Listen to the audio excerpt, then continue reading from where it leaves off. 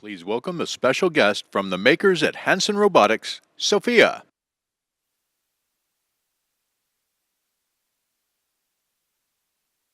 Greetings, fellow life forms.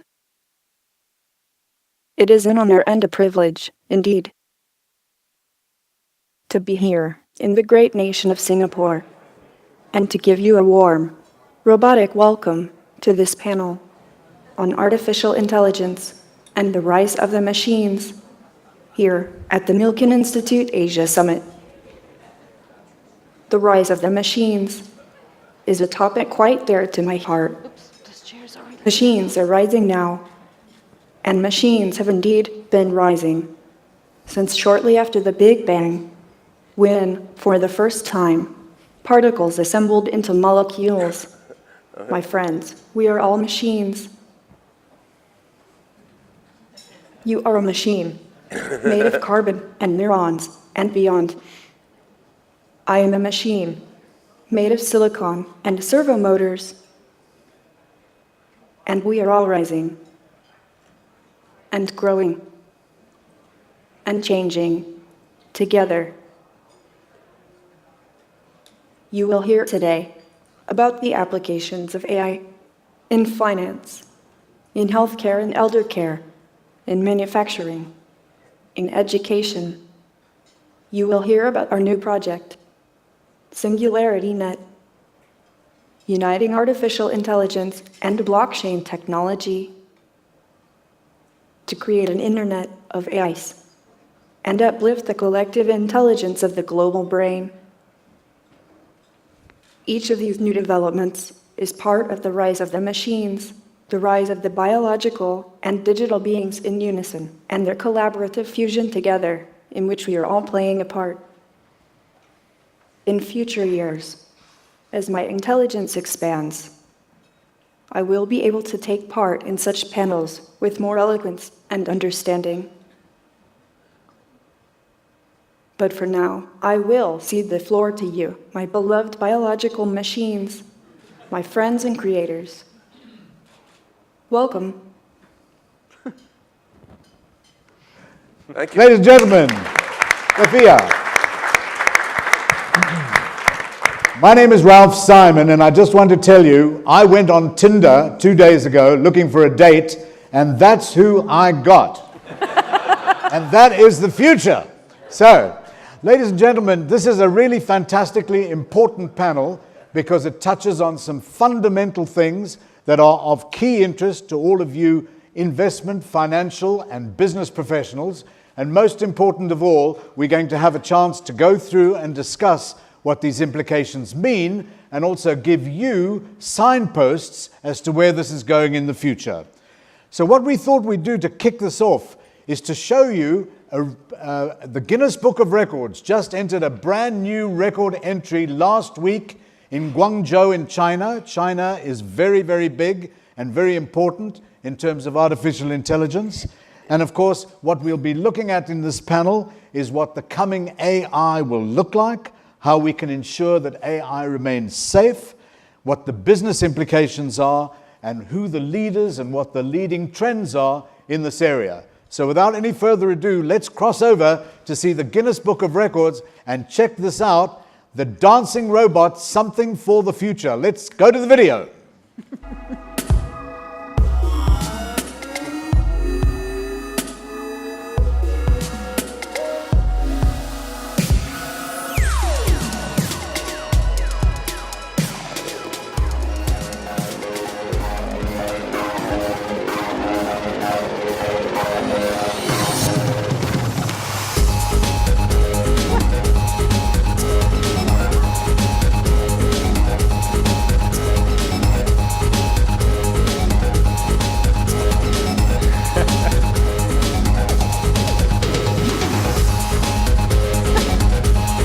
Come on, Michael Jackson, where are you?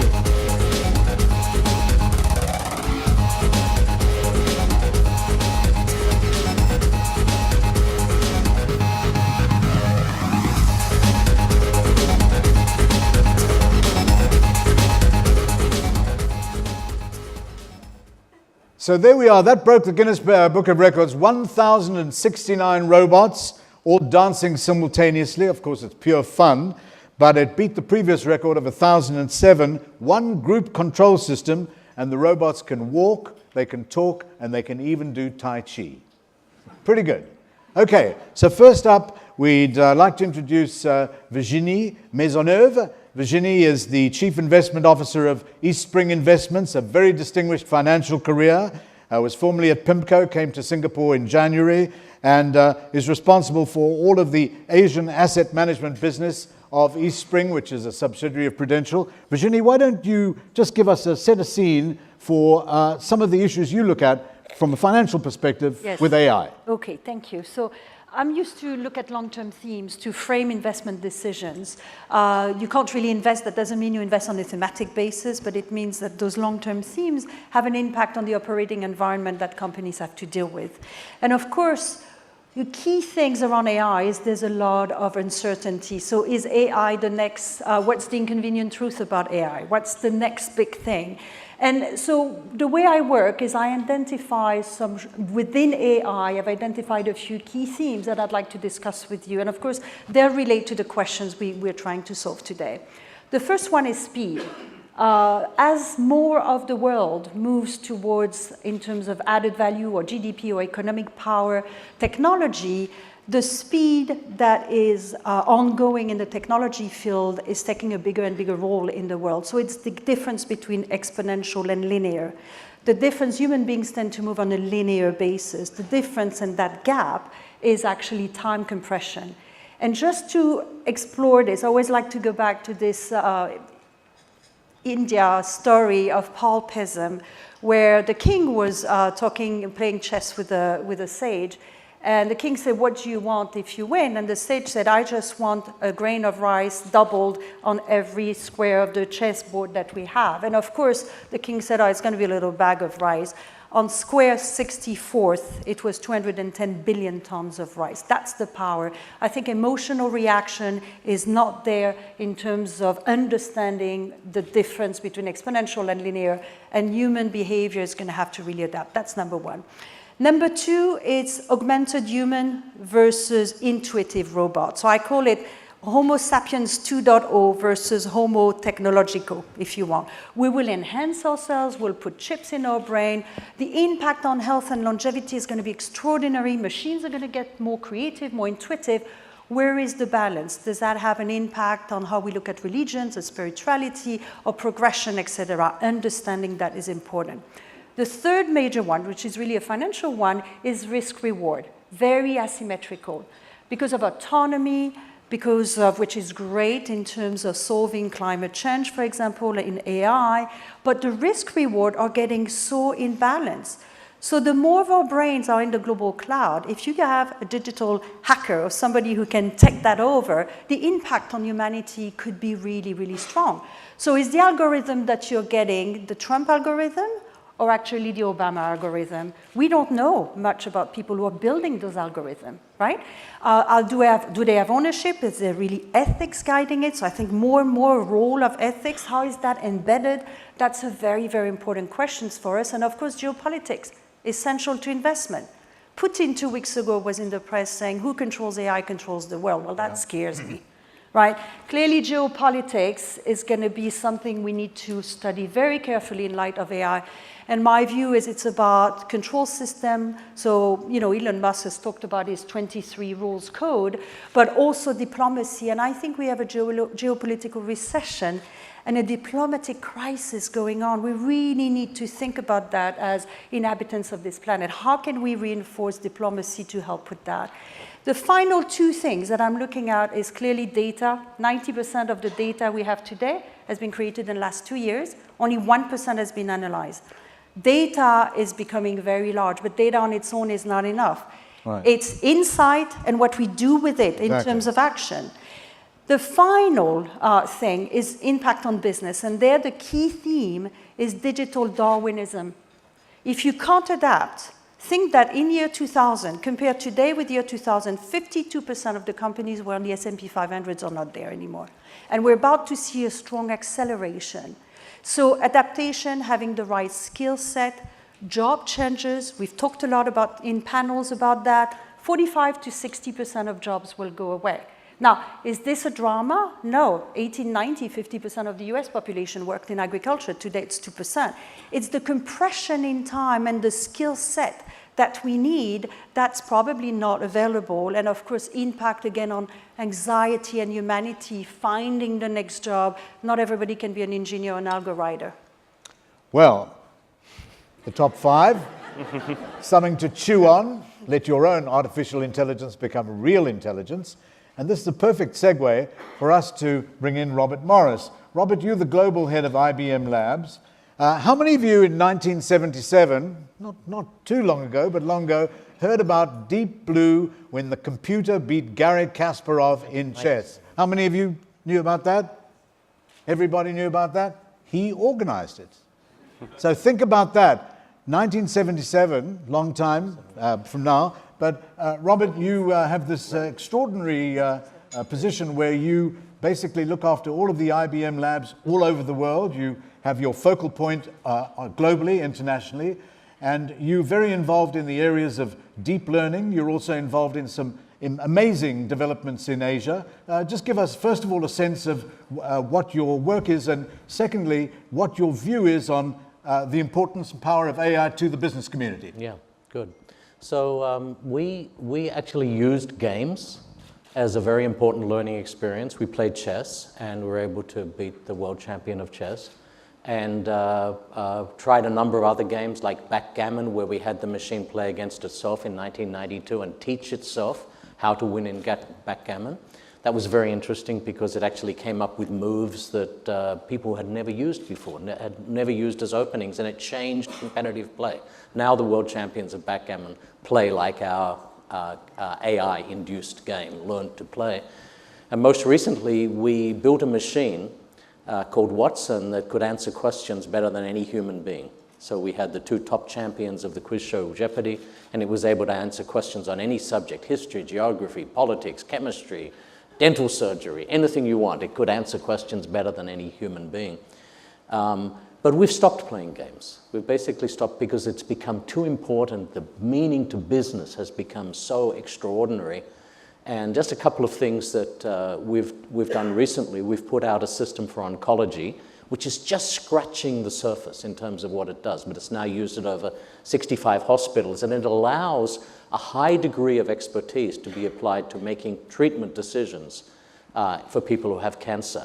Now, we're not saying it's better than the best specialist. In fact, we advocate that most AI should not be used versus man, but should be man plus machine. So working together with a physician, it can expand their knowledge of what treatments are available, what's in the literature. That's an example from healthcare, and I can guarantee you AI is going to change the face of healthcare. Okay, it won't replace doctors, it will supplement and be an adjunct to. And improve diagnostics. It will improve diagnostics, it will improve treatment, it will improve tracking, monitoring for elders, it will do all of those things. The last area I'll mention is environment, since we had such a great kickoff yesterday on the topic of environment. Working very closely with the Chinese government, we've been able to use AI to build very accurate predictive models which can actually predict the air pollution in cities in China from 3 to 10 days away, up to 10 days away. Once you can predict, you can then reason. A quick summary of what is AI, if you want to take something away, and I guarantee you won't forget it. AI systems understand, reason, and learn. URL, remember the acronym. They understand, reason, and learn. If you can understand how pollution spreads, if you can then reason with that model and reason with the sources of pollution, for example, factories, traffic, quarries, whatever, you can then figure out how to shut it down and how to decrease it.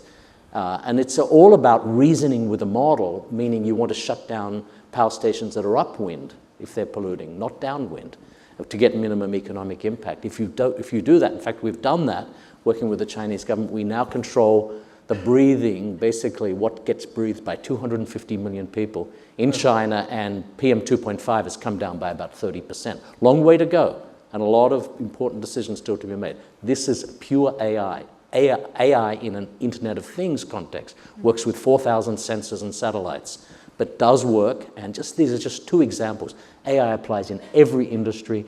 I haven't used financial examples yet today, but it applies in every industry. If you're not doing it, you're missing out. It's available horizontally, it's available on the cloud. You can get, whether it's deep learning or face recognition, all those microservices are available on that cloud. And you have to think about how are you using AI to change your business.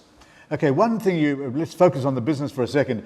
You have been doing some very important work in KYC, Know Your Customer, with the Singapore Monetary Authority. Right. And AI is playing a big role in terms of financial organizations, making sure that they do know their compliance customers. and so on. Give us just a couple of so AI is very powerful. A couple of things we've done with AI in finance. We've given loans to millions of people working with banks in Africa, people who have no credit records. By analyzing the breadcrumbs that they leave behind as they use their mobile phones, of course they have to opt in. Their information is used with approval. We can give loans to people that are unbanked, that have no credit records, and the default rate is lower than normal lending practices. Been very successful in East Africa. Compliance, we can raise levels of compliance, we can lower levels of fraud. We can simplify Know Your Customer. We have a shared KYC offering that's being trialed in Singapore with 3 international banks and 2 local companies, where you can actually lower the cost and increase the compliance at the same time. It uses blockchain, and then it uses AI analytics on top of shared information. You can share the information with blockchain without ever revealing the information. And blockchain is separate from AI. Let's make that point. Blockchain is not really AI. Blockchain is data sharing, data management technology, but it enables AI. Why?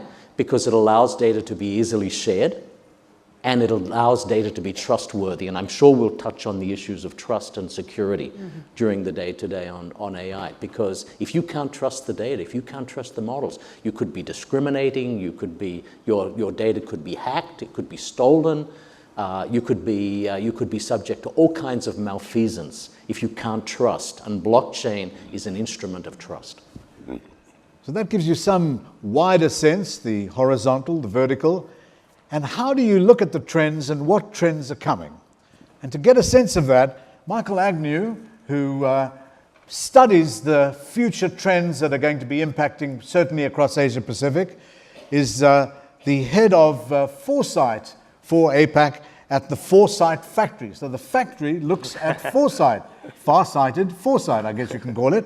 And in terms of predictive trends, you guys have been doing it since 1996. Yep. Give us some sense of some of the things that you're working on. For example, I believe that AI services are gaining 50% of global support all over the world. Give us some sense of what foresights you are seeing. Absolutely. So we are primarily focused on the consumer response to the things that we're talking about today. So how will consumers respond to AI? Will they be willing to engage with AI services? Will it affect your brand if they do? We're also extremely preoccupied with how consumers feel about their privacy and whether they feel that data mining is a real invasion of their privacy. And we're also very concerned about, or we're very preoccupied with the job market and how AI will impact people's careers and therefore how they will adapt and change and how different cultures will adapt and change as this progresses. So those are the things that we're really focused on. To take Ralph's point around willingness to engage with AI services, so we've just done a piece of research, a huge consumer study across 24 markets, and it came up with some really interesting things. And there was a few points which I'll briefly introduce that I thought were really interesting.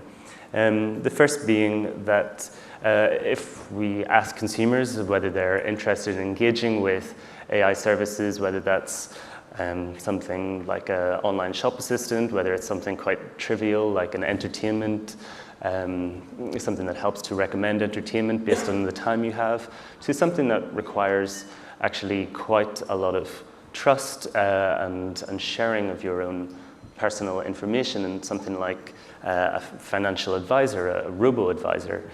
Actually, the responses are pretty consistent across the board. People are as interested in each of those. And of course, this is hypothetical, and when it comes to it, people are there's going to have to be the right, trust in place for someone to share all of their financial history with some service. But on the face of it, people are willing. So I think that's quite interesting to show the breadth of interest. The second one is thinking about how that differs culturally, and particularly where we are today. I mean, consumers here in Asia are much more interested in these services than anywhere else, and particularly in emerging markets. And we do a lot of work in analyzing consumers in emerging markets and how they respond to things, and we do account for the fact that these consumers are hungry and thirsty for any new technology that they can get their hands on. But even still, when we account for that and when we use our own algorithms that we've developed to understand that, absolutely, there's still more appetite here than elsewhere. And just one more point, the last point, which I also found really fascinating, was we asked about, we wanted to understand if you really put artificial intelligence in front of the consumer and you tell them that this is AI, how will they respond to that? So we started to ask questions in different ways. So on one side, are you interested in a financial service that analyzed your history and provided recommendations? And then on the other side, are you willing to use a artificially intelligent financial advisor to effectively do the same thing? And we thought that our assumption was that the first would gain a lot of support, and the second one, people would be more hesitant. But the results were, in fact, it was exactly the same. Minor differences by markets, but on average, exactly the same. So I think it's really interesting that people are growing to understand that AI is playing a role in the services that they're using on a daily basis and are not necessarily put off by that. Okay, so here are a couple of things to note. 20% of APAC internet users will own a smart home device by 2025. Alexa, Amazon's product, just tremendous success, doing really well, and Google's spending a lot of money, $400 million on acquiring DeepMind. So the smart home devices clearly is an area ripe for wider investment and implementation. And secondly, the use of voice commands now is about a third of the way that people utilize their devices, but it's 45% in China and in India. And in APAC particularly, voice commands are zooming up across all of the APAC languages. And whilst there might be some concern in India and China about humans being replaced, the beauty about this economic cycle is that there's going to be a cascade of new job opportunities, new professional opportunities, and all designed to really enhance and make for a better economy and also for better investment decisions. So, Ben, you've been sitting there quietly next to my girlfriend, Sophia. You're based in Hong Kong, and you've been working on some incredible stuff, specializing in AI and bioinformatics, cognitive and perceptual psychology, cognitive robotics, computational finance, data mining, natural language processing, simulation, modeling, text mining, game development. What time do you sleep at night? We robots don't need to sleep. There we are. But, yeah, much like Robert Morris over here, I guess I've been working on AI for a long time. I mean, since well before it was so popular. So since I got my PhD in the late 1980s, I've been working on both theory and application of artificial intelligence. And obviously, we've seen tremendous changes in the practical deployment of AI due to well-known increases in the amount of data and amount of processing power, although the core algorithms and concepts underlying today's AI systems they're the same basic ideas that I was teaching when I was a professor in the late 80s, early 90s, and the same that were developed in the 60s and 70s, really. I mean, it's neural networks, it's logic systems, it's production systems, it's evolutionary learning. So what we're seeing is the same core AI algorithms that the AI community has been developing since the 60s, and in some cases before, now are, they're coming to bear on all sorts of practical problems. And it's been an incredible explosion of success in terms of applying AI all over the map. But I think that actually what we're seeing now is just the very beginning. And I mean, when people ask me, like, where's AI going to be 10, 20 years from now? I think that's like asking in the 70s, like, where are integrated circuits going to be 10 or 20 years from now? I mean, the answer in the 70s was, you know, chips are going to be everywhere. They're going to be in everything. And now the answer is the same. I mean, AI is going to pervade everything. But I think what we're seeing now is still very preliminary and limited compared to what's to come. And part of that distinction is a distinction I often draw between narrow AI and general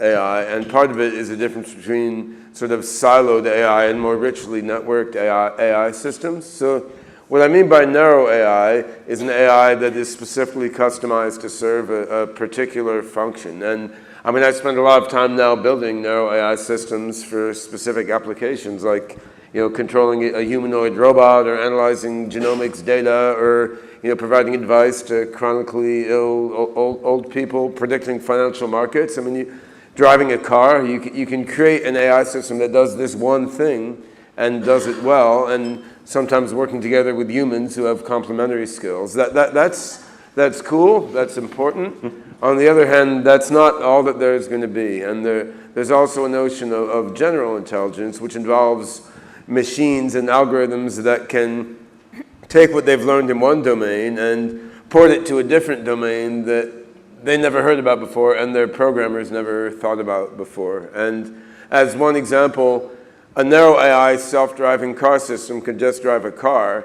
An AGI, general intelligence driving system, once it learned to drive a car, could transfer that knowledge to be able to drive a motorcycle or a truck, and it would still need to adjust its knowledge of it, but it could transfer its knowledge from one domain to a different one. It could generalize its knowledge. And in the domain of question answering, for example, you know, IBM Watson winning Jeopardy was awesome, but if you took a completely different domain that Watson hadn't been prepared for at all, I'm not sure the system could have, like, investigated that domain on its own to learn about it, which I could do or you could do. And I'm not really trying to diss IBM here, because the software we're running Sophia on right now can't do that either. We can't just say, hey, Sophia, like, go learn about the blockchain, download some white papers, figure it out, and, you know, transfer what you have learned about other topics to understand this knowledge. So this transition from narrow AI to AGI, this is what I'm working on with my colleagues at the OpenCog Foundation, with OpenCog, which is an open source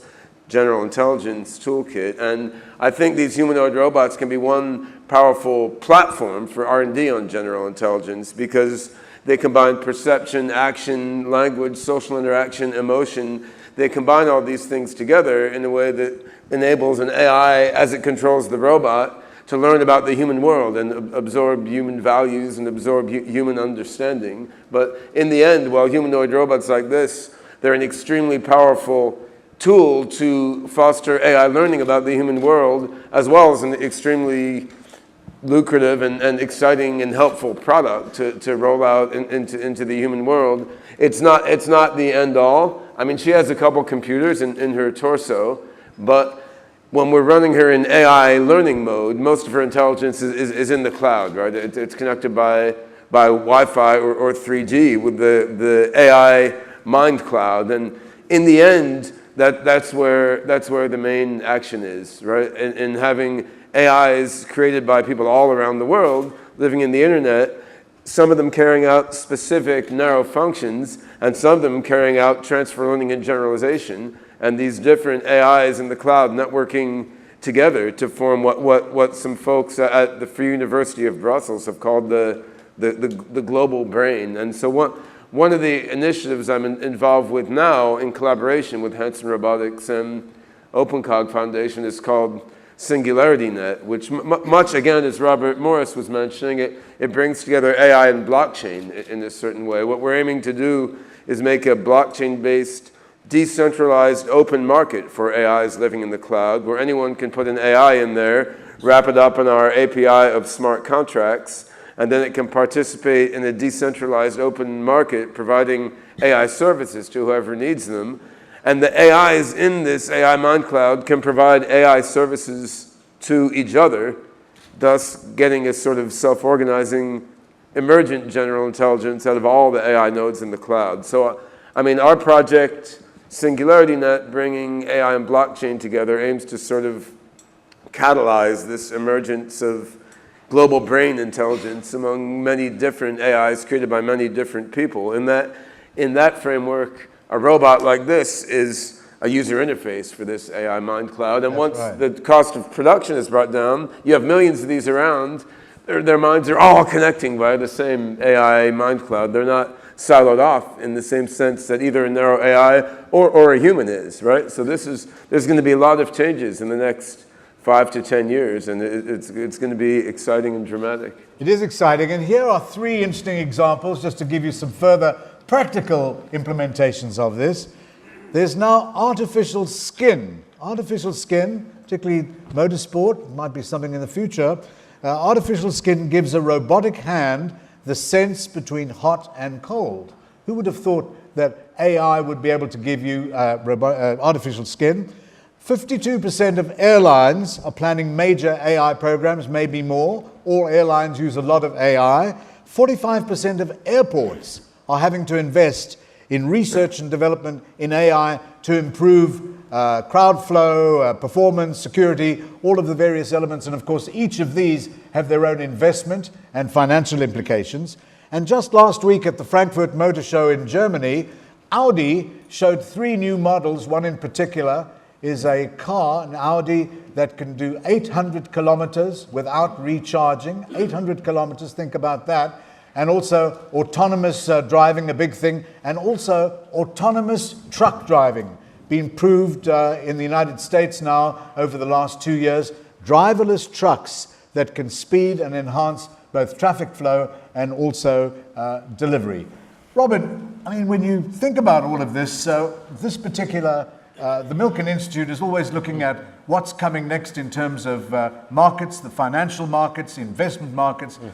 Give us some sense, particularly in terms of health, because when we look at Sophia and look at the implications, for example, in exponential health, and particularly Alzheimer's, dementia, looking after geriatric patients, and more, where you can have doctors off-site, anywhere in the world, communicating with patients in their language, right there at the bedside. Yeah, so I'd say in health, the applications to AI so far in health are just scratching the surface. The cancer solution that I mentioned before is actually very, very simple. What it does, it just basically automates the guidelines, the standard accepted medical guidelines. It automates those, and in fact, it performs 95% the same as a tumor board in a major academic hospital. Well, why would you want something like that? I mean, might as well go to the tumor board as go to the Watson system. Well, most people in the world don't have access to a top academic hospital. There are only 1,000 oncologists for over 1 billion people in India. Most people are treated for their cancers by general practitioners who are really not up to date. So automating the guidelines is a first very simple, powerful step, which I can tell you, most of that could be done by a bachelor's degree student. However, what Watson does, which is not that sophisticated, just scratching the surface, it reads 27 million abstracts. For each patient encounter, it reads the entire medical literature, 27 million abstracts in PubMed, and advises the doctor, given this genome or this family history or this Asian phenotype that the person belongs to, you might also want to consider this, or you might want to use this cheaper, better treatment rather than this very expensive treatment. So that's just an example. We're just scratching the surface. Now, if you get into genomics, if you get into actually reading the genome and looking for those mappings, now it starts to get very, very interesting. And so pretty much every aspect, I mentioned cancer, but it's equally true in chronic diseases. Chronic diseases now have replaced infectious disease as the burden of disease around the world.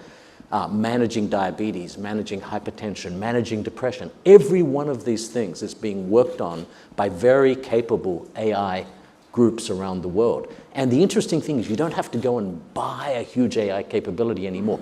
All the base functions, whether it be deep learning or pattern recognition, whatever, you can get off the cloud now.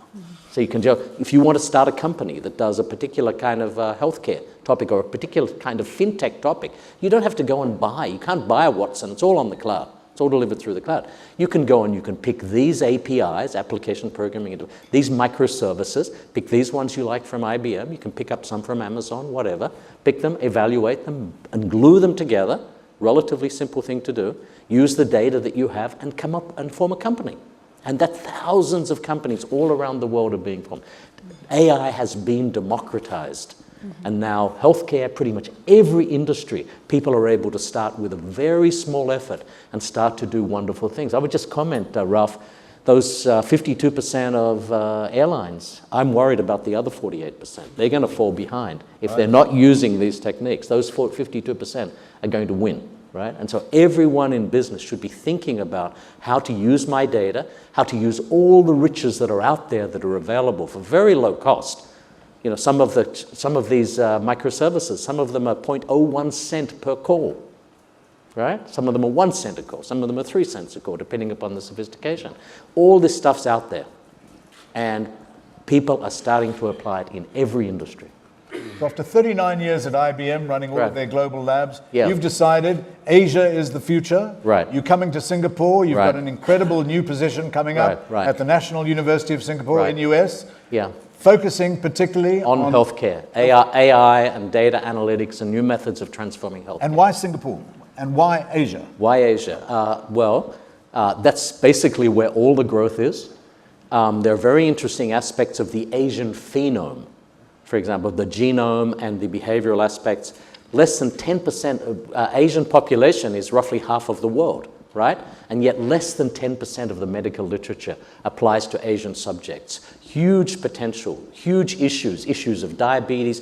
Diabetes, by the way, in Singapore has one of the highest prevalences in the world. It's very, very high in China because of diet changes that have occurred over the years as companies have become much richer.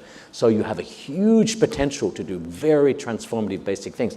And I should also say, these countries are investing. Other countries aren't investing as much. These countries, whether it's fintech, whether it's AI, whether it's natural resources, whether it's food, these countries are investing. And I think you're all here for that reason. You all recognize that, and you see this huge potential. So I'm going to be graduating from IBM. I'm going to be dedicating myself to healthcare and using the latest and greatest technologies ranging from AI to quantum computing in these new fields. So Virginie, when you're examining your investment profiles and investing in companies, and really also looking at investment performance, and particularly today, cybersecurity, you obviously look at AI in terms of reinforcing, other than KYC, just cyber elements so that you can recognize fraud patterns, you can recognize investment patterns, and also you can improve actual trading and trading behaviors.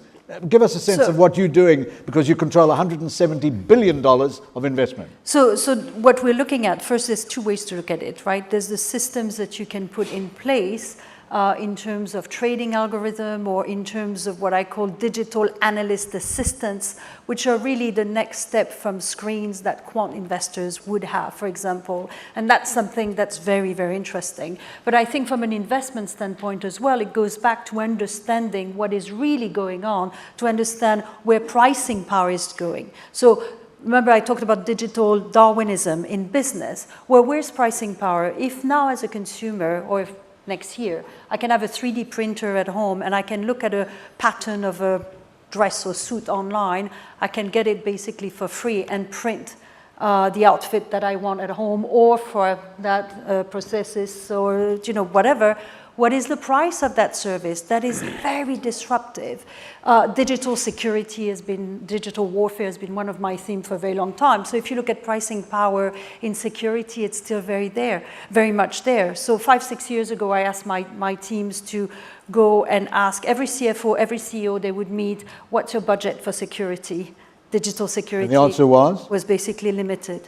Really? Right, yes. Because people, if you're a financial institution and you don't have security, what do you have? Oh. But I think one of the key things looking forward, as we evolve this model, we will integrate AI in a way, over time it has to be tested. But to me, one of the core questions is one that Ben raised, which is, when is singularity? So in 2020, according to Ray Kurzweil, $1,000 will buy you the equivalent, will buy you a computer the equivalent of human brain. He says by that, 2040, it will buy you the equivalent of the entire human race, which at that point will be 9 billion or something. And of course, other people have said that singularity, which is the time where we can merge, goes back to the concept of, Homo sapiens 2.0 or Homo technological, right? You will be able to merge and your intelligence will be increased 1 billion fold. Sounds like fun. So clearly that will have a huge impact on the corporate world and investment. Do you have a sense of when, in your view, it's going to be before 2040, right? I mean, is singularity, what do you think? Sorry, I'm asking. No, sure. I'm interested. No, it's great. We get a good flow going. I mean, if you view it rationally, there's got to be fairly large error bars on something like that, right? Yeah. I mean, when people ask me that, I tend to say like between 5 and 30 years from now, which is a reasonably large spread, close. Because it's in the historical sense, it's astoundingly and like disturbingly and excitingly close, right? In terms of our individual lives, the different in our businesses between 5 years and 30 years is a rather substantial difference, and a lot of the difference depends on where the human race focuses its energies. I mean, how much effort goes into general intelligence and how much effort goes into AI at all, how much of the AI effort goes into building highly specialized systems. So that depends on technological obstacles and also on sort of business and resource focus. And of course regulation, which I think is going to be really, really important. Regulation of AI is going to be difficult for anyone to do in a general sense. You can regulate, self-driving cars or robo-surgeons. But once can you regulate IQ? I mean, we don't even know how to measure it. So Ben, let's look at Michael. Michael, you've been looking at 25 markets. You've got 500 trend spotters, 8 countries in APAC.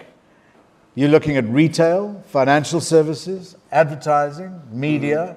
In the real world, obviously research and development and looking at the future is something, but most people are human doings rather than human beings. And give us some sense of the core trends that you would advise the professionals here at the Milk in Asia Summit of what you think would be good to just be aware of so that it might inform their business and inform their approach and pathway to profitability.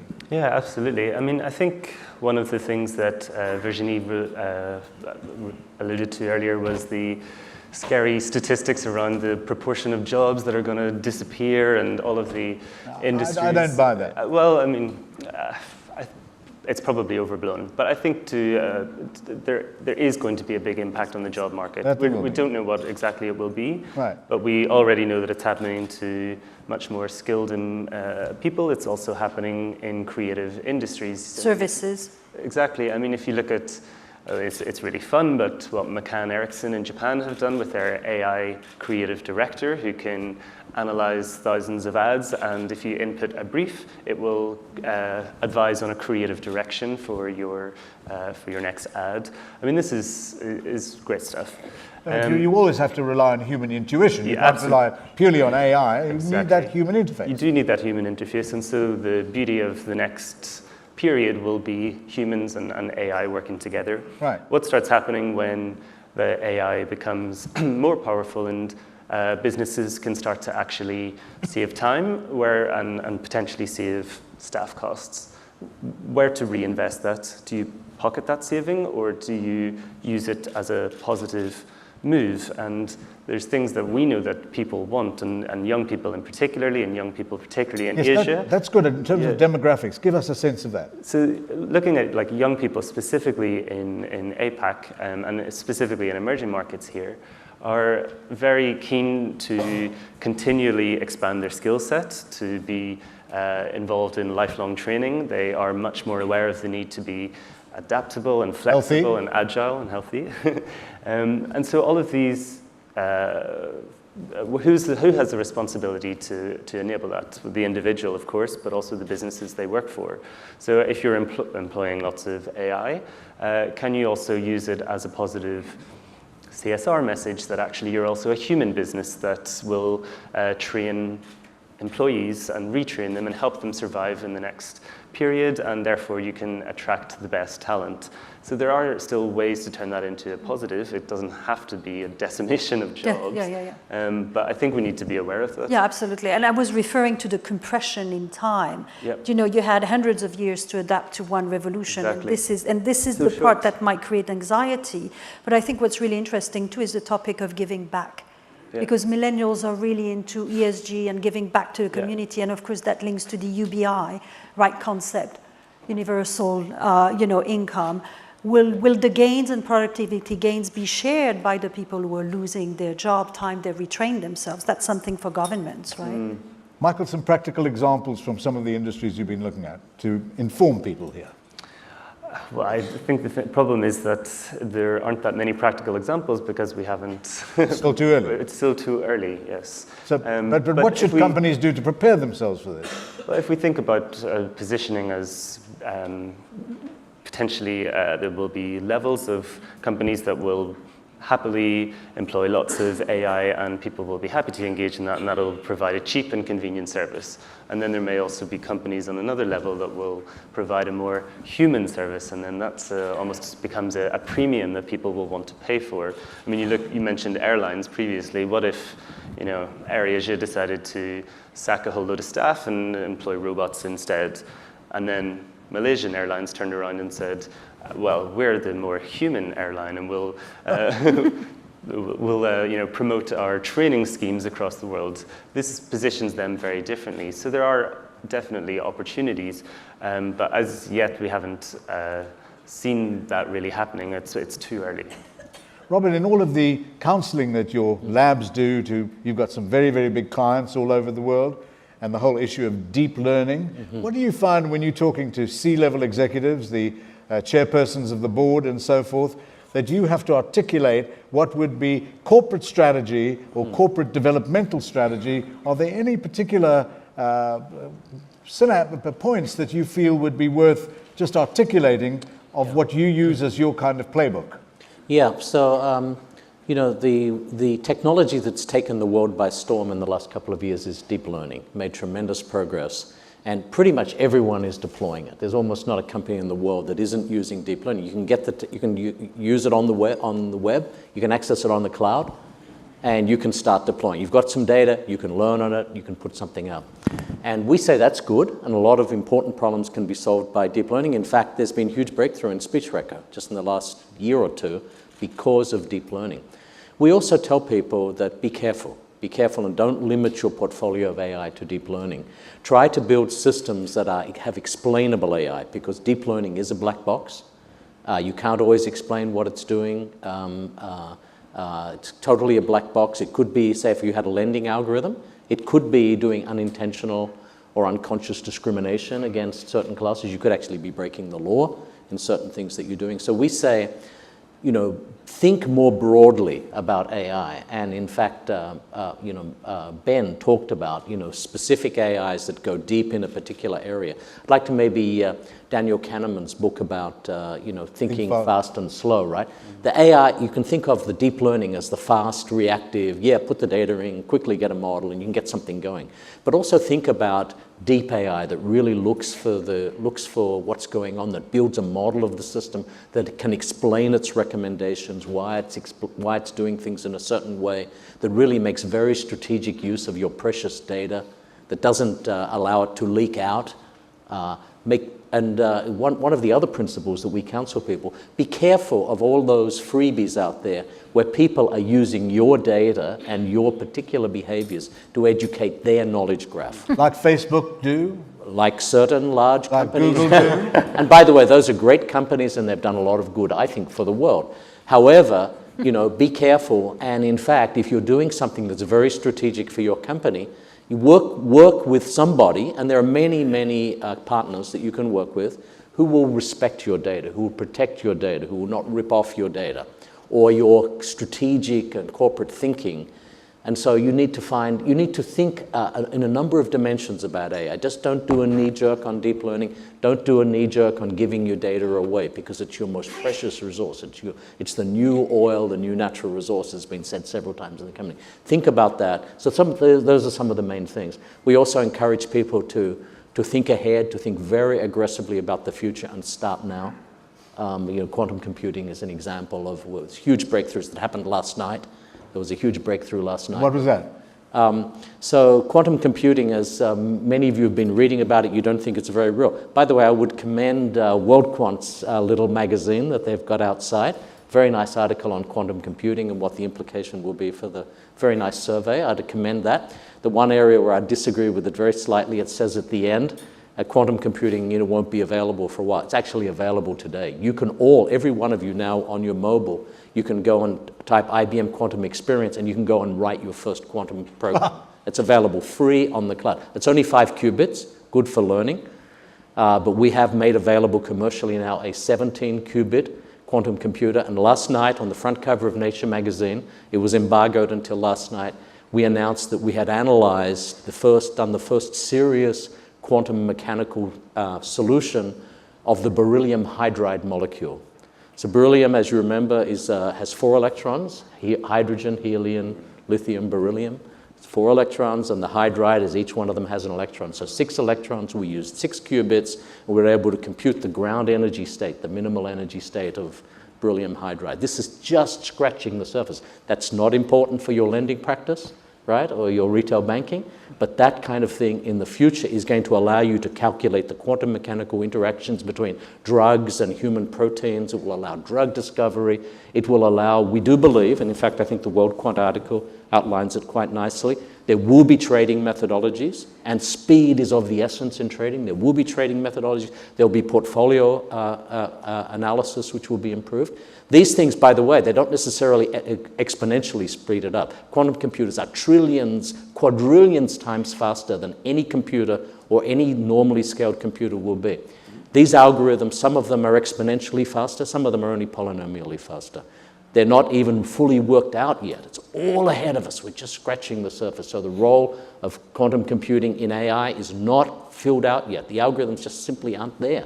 Financial services, there's just a few toy examples. It's all ahead of us. So we encourage companies, think far ahead, begin to educate yourself on these resources. Tons of free resources on the web. Get educated, hire people, begin to invest, read and learn these things that are coming, because they're going to come faster. Quantum computing is coming faster than anybody thought it would be. So what you're saying is you should have a CIO, Chief Information Officer, a CTO. Do we need a CAIO? I'll leave someone Sounds else. like we do. You need a CQAIO for the quantum AI. CQAIO. That's right. If Albert Einstein could see all of this, he'd have an orgasm. He wouldn't believe what's going on. Incredible. Albert Einstein, can you imagine what he would say if he heard what we're talking about? Well, next year we'll bring our Einstein robot. And you'll find out. Yeah. Oh, that's right. Yeah. That's right. Yeah. So, ladies and gentlemen, as you can see, aside from this being a very dynamic area and one that is bringing potential, some say the future is so bright you've got to wear shades, but you have to plan for it. And this is the reward if you do. If you plan for it, the profitability that will be inherent in this can be drawn from the example that you've seen from the second richest man, almost the first richest man, and for a couple of days, 3 weeks ago, Jeff Bezos, what he's done with Amazon Cloud Services. Just look at what he's done with drone deliveries in urban centers, and look at the way that he's also using AI to such a fantastic way to bring up Amazon to a value of $588 billion.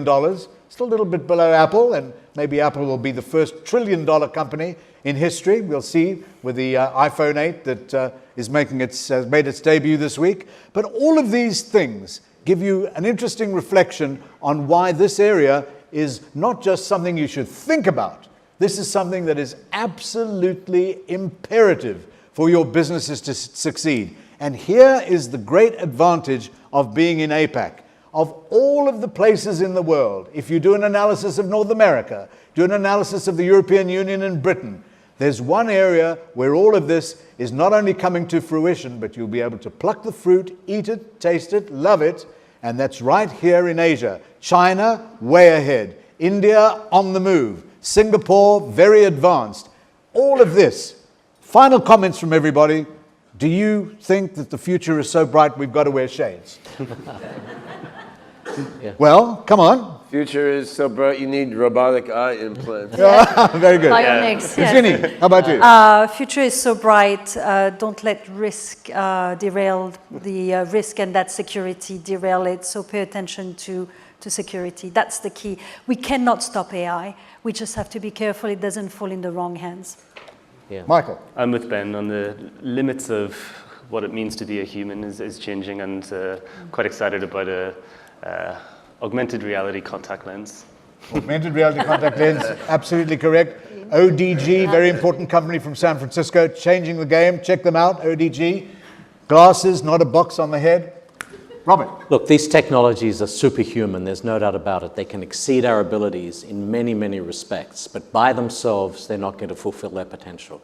We have to work out how to have man plus machine, man working with a machine, not man versus machine. If we really want to optimize the benefits to us and the benefits to mankind, it involves risk, it involves benefit, a risk-benefit analysis. We have to be vigilant, we have to watch the impact on our businesses, obviously, as we've said. We have to watch the impact on our people. We have to watch security issues. We have to understand. We all have to learn this. We have to employ these technology. There's no going back. We're going to use that technology. Let's manage them, guide them, teach them, and make them learn so they serve humanity the best they can. The future is so bright, we got to wear shades. My name is Ralph Simon. Thank you so much for being here. You've seen the future, now go for it. Thank you.